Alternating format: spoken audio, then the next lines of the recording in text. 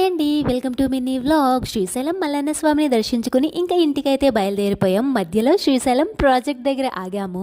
Water అయితే అంతగా లేదండి, ఇప్పుడే వర్షాలు స్టార్ట్ అవుతున్నాయి కదా, ఇంకా ఫుల్ వాటర్ వచ్చినప్పుడు చూడాలి. అవునండి, శ్రీశైలంకి దగ్గరలో ఉన్న కొన్ని ఊర్లు భలే వెరైటీ నేమ్స్ తో ఉంటాయి. మీకు తెలుసా?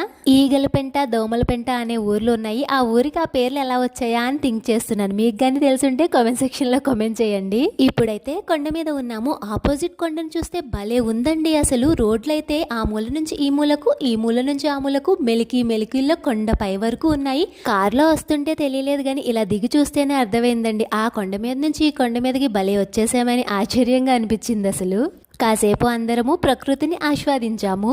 ఇంకా వెళుతుంటే దారిలో నెమళ్ళ గుంపు కనిపించింది. మొబైల్ లాక్ తీసి జూమ్ వేసేలోపు అవి జంప్ అయిపోయాయి.